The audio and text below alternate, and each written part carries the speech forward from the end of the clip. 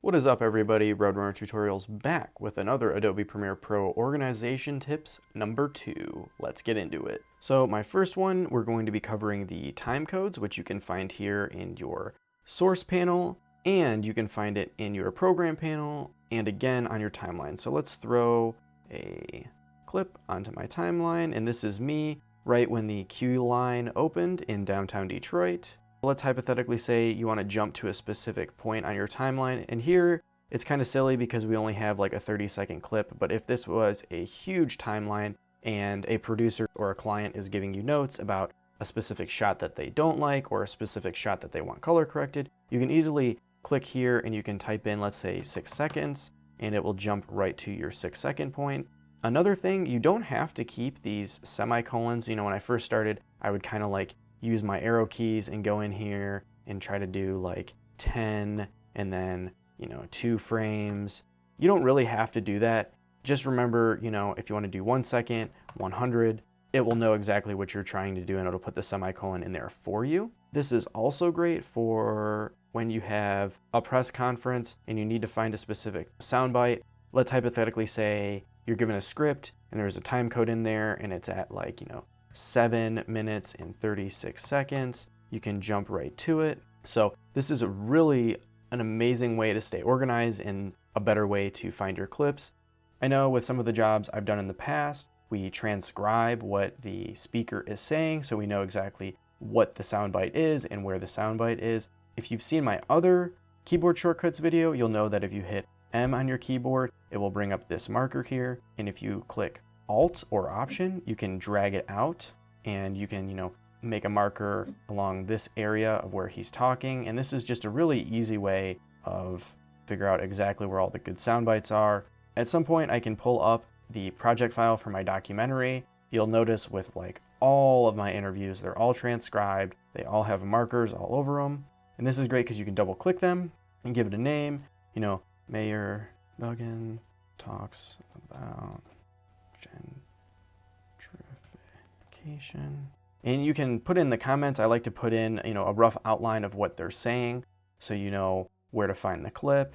So for, sanity's sake, I'll just put his name in here. And you can even color code them, which is fantastic. That way, when you're looking at the source panel, you can easily see which quotes go with what point you're trying to make. And actually, if you pull up the markers window, you can type something in. So, if I type in his name, you'll see that this one right here comes up. I can double click it and it'll bring it up right here and it'll put my playhead right at the beginning. So just really get to know your markers. This is an amazing tool and it will really save you some time and have better organization. I've worked on projects before where I shot something and I did a video for a client, and then the client needed me to do more work, a few months down the road. And I was able to pull up an old project and type in a few things here, and I was able to find a clip from 8 months beforehand, which was really awesome. So stay on top of making your markers and really giving a good description of what's inside, just to better help you find something in the future.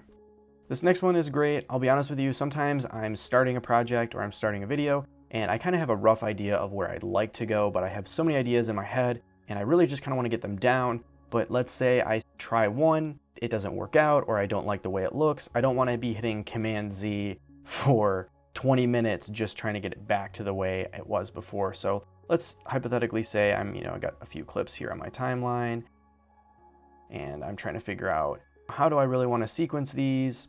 I could always go up to here and I can click Reveal Sequence in Project and it'll bring me right to it. And I always like to right click and I can go Duplicate.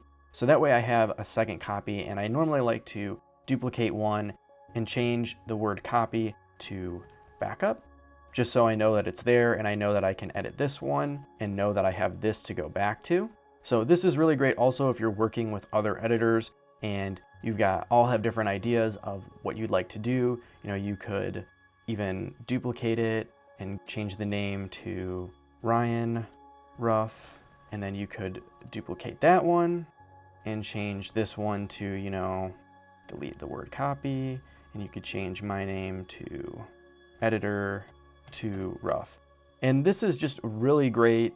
So when you're editing this one, it won't affect the one that you originally duplicated, just the sequence you're working on. And when you're duplicating them, make sure you title them something different so you know the difference between the ones that all have a very similar name and they don't just say copy 1, copy 2, copy 3, because that will get so confusing so quickly. That brings me to my next tip. If you go over here to your project panel and you hit the tilde key, we're going to change our metadata display. And now that all this information right here is your metadata, just information stored with your video file, so you kind of have a better idea of what's included in it. You know, your codec or the video duration or, you know, your description. You can right click up here and go to metadata display, and this menu will come up with so many different drop down menus. And we're going to drop down and you can put on, you know, label, frame rate. The ones that I really like to use are the description. So you can, you know, check or uncheck these. So you have more options to organize them later on. You can go ahead and hit OK. And let's say you don't want these in the order they're in, you can simply just click and drag and this little blue line will come up and show you where you're moving it to. So you can move the description here and you can make them bigger or smaller. And this is really great because if you are duplicating a bunch of sequences, and even if you change the title, you can also give it a description of, you know, how it's different. Changed B-roll and music from yesterday. It's just another easy way of keeping a very organized project panel. You can even organize them by, you know, their codec. You can see if their status is online or offline. It just gives you much broader options for organizing what's going on in your project panel. In my opinion, it's totally worth just coming up here and just giving it a little bit of a description, and it'll be much easier to find and know what is what later on.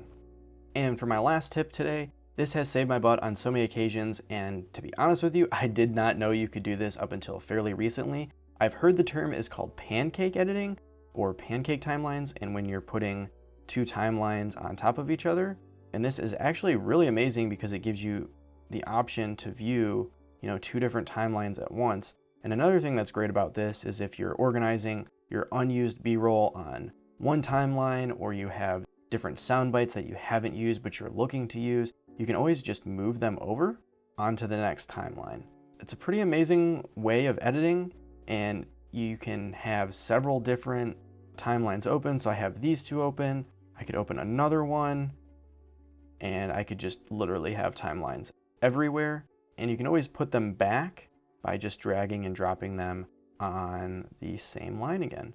But it's just an amazing way to drag things from one timeline to another, or if you want to see two versions of the same video, you can have the timelines like this, and you could view one and then view the other super quick. Just gives you a lot more options for organizing your footage and getting your video edited.